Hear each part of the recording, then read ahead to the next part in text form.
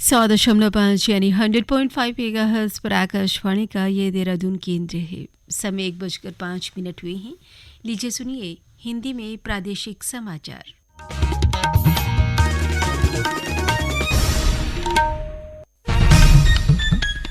आकाशवाणी देहरादून से प्रस्तुत हैं प्रादेशिक समाचार।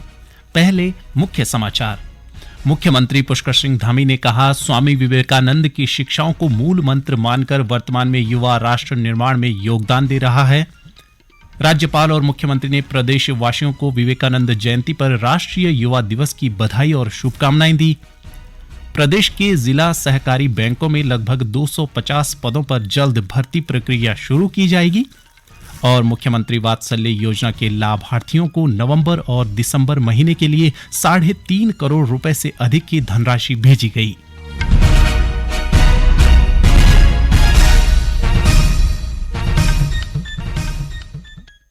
नमस्कार, दोपहर समाचारों के साथ मैं संजय भंडारी। अब समाचार विस्तार से।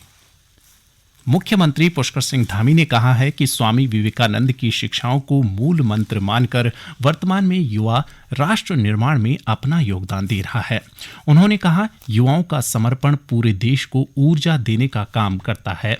वे आज देहरादून के गढ़ी कैंट में राष्ट्रीय युवा दिवस के मौके पर आयोजित कार्यक्रम युवा रोजगार निर्माता के रूप में को संबोधित कर रहे थे। इस मौके पर श्री धामी ने कहा कि स्वामी विवेकानंद के भारत को विश्व गुरु बनाने के सपने को पूरा करने के लिए सभी युवाओं को आगे आना होगा। उन्होंने कहा कि आज उत्तराखंड के युवा प्रशासनिक सेवा, खेल, विज्ञान सहित सभी क्षेत्रों में आगे बढ़ रहे हैं। उन्होंने कहा कि पहले उत्तराखंड में भर्ती घोटाले के कारण प्रतिभावान युवाओं को मौका नहीं मिल पाता था, लेकिन आज नकल विरोधी कानून बनने के बाद हमारे युवाओं को मौका मिल रहा है, जिससे उनका मनोबल बढ़ा है। स्वामी विवेकानंद की 161वीं जयंती के अवसर पर आज देश युवा दिवस के रूप में मना रहा है। राज्यपाल लेफ्टिनेंट जनरल गुरमीत सिंह ने प्रदेशवासियों को राष्ट्रीय युवा दिवस पर बधाई और शुभकामनाएं दी हैं। अपने संदेश में राज्यपाल ने युवाओं से राष्ट्र निर्माण में सक्रिय भूमिका निभाकर देश और प्रदेश के बदलाव का नेतृत्व करने का आह्वान किया। राज्यपाल ने कहा कि स्वामी विवेकानंद का दर्शन, सिद्धांत और आध्यात्मिक विचार युवाओं के लिए सशक्त ऊर्जा स्रोत हैं। उन्होंने कहा कि अमृतकाल के इस कालखंड में भारत को विकसित राष्ट्र और विश्व गुरु बनाने में युवाओं की महत्वपूर्ण भूमिका रहेगी। राष्ट्रीय युवा दिवस पर जारी संदेश में मुख्यमंत्री पुष्कर सिंह धामी ने कहा कि स्वामी विवेकानंद ने भारतीय दर्शन और महान संस्कृति के महत्व को देश व दुनिया से परिचित कराने का महान कार्य किया। मुख्यमंत्री ने कहा कि भारत युवाओं का देश है और हमारे युवा देश की ताकत हैं। उन्होंने कहा कि देश और राज्य के विकास के लिए युवाओं का जिम्मेदार होना जरूरी है। मुख्यमंत्री ने प्रदेशवासियों का आह्वान किया कि वे अपनी ऊर्जा का सकारात्मक उपयोग कर देश व प्रदेश के विकास में अपना योगदान दें। चंपावत जिले के स्वामी विवेकानंद राजकीय स्नातकोत्तर महाविद्यालय लोहाघाट में राष्ट्रीय युवा दिवस के अवसर पर स्वामी विवेकानंद व भारत विषय पर राज्य स्तरीय प्रश्नोत्तरी का आयोजन किया गया।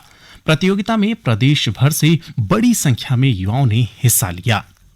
प्रदेश भारतीय जनता पार्टी ने राम मंदिर के प्राण प्रतिष्ठा कार्यक्रम में शामिल होने के लिए कांग्रेसी आलाकमान के इनकार पर निशाना साधते हुए कहा कि राम मंदिर के विरोधी अब प्राण प्रतिष्ठा में जाने को तैयार नहीं है।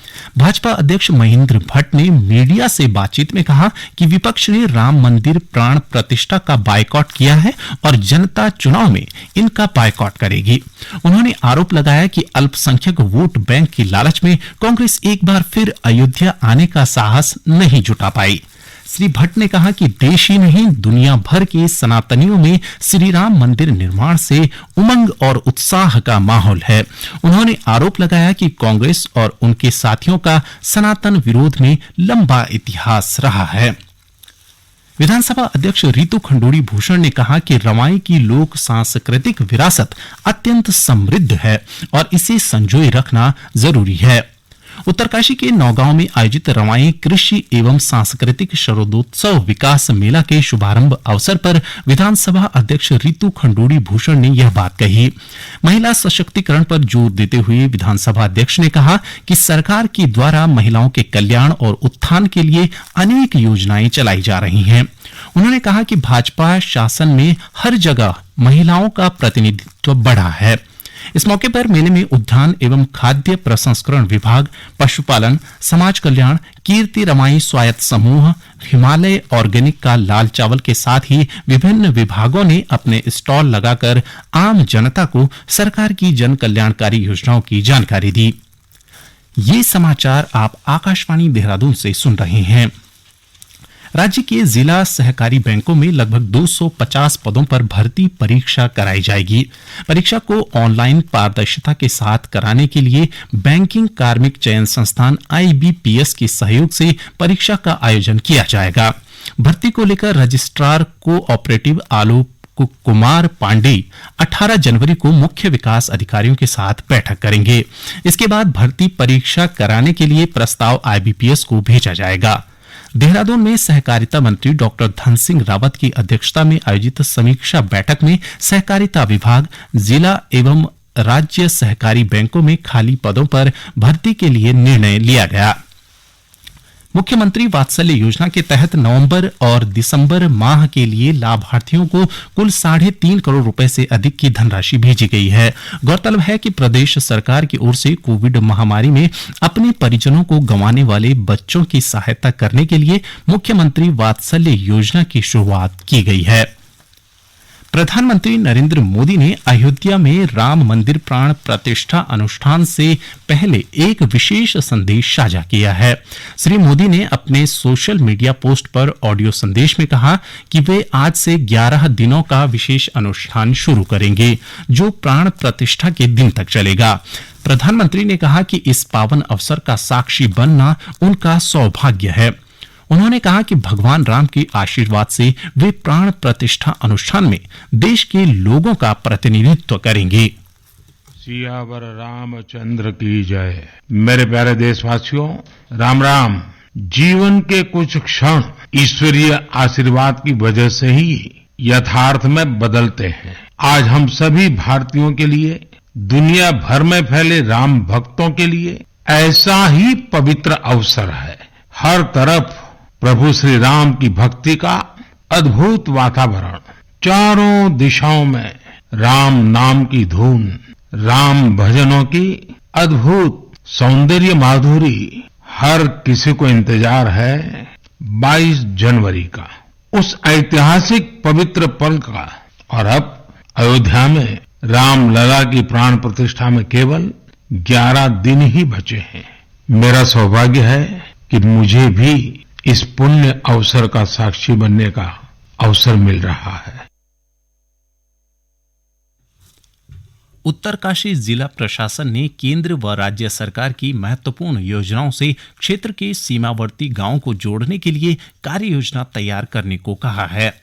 जिला मुख्यालय में आयोजित बैठक में मुख्य विकास अधिकारी जयकिशन ने अधिकारियों को सभी योजनाओं के कार्यों को तेजी के साथ पूरा करने के निर्देश दिए।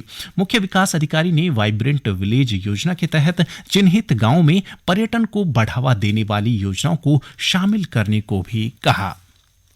प्रदेश के मैदानी हिस्सों में आज मध्यम से घना कोहरा छाया हुआ है। साथ ही राज्य के पर्वतीय क्षेत्रों में पाला पड़ने के कारण ठंड में खासा बढ़ोतरी हुई है। इस बीच मौसम विभाग ने अगले 24 घंटों में हरिद्वार, देहरादून, ऊधम सिंह नगर और पौड़ी जिले के मैदानी हिस्सों में कहीं कहीं मध्यम से घना कोहरा छाए रहने का अनुमान व्यक्त किया है। साथ ही विभाग ने ऊधम सिंह नगर, हरिद्वार, पौड़ी और नैनीताल के कई हिस्सों में शीतलहर चलने की संभावना भी जताई है। प्रधानमंत्री नरेंद्र मोदी के मन की बात में घोड़ा लाइब्रेरी के लिए प्रशंसित नैनीताल के कोटाबाग के दुर्गम पर्वतीय गांव जलना में पंचायत पुस्तकालय व अध्ययन केंद्र की शुरुआत की गई है। केंद्र के माध्यम से संस्था का प्रयास बच्चों व समाज को पुस्तकों के साथ साथ कई अन्य शैक्षणिक गतिविधियों के साथ जोड़ने का है। अंत में मुख्य समाचार एक बार फिर।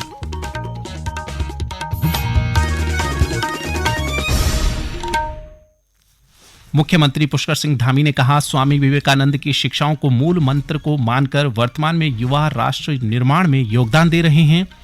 राज्यपाल और मुख्यमंत्री ने प्रदेशवासियों को विवेकानंद जयंती पर राष्ट्रीय युवा दिवस की बधाई और शुभकामनाएं दी।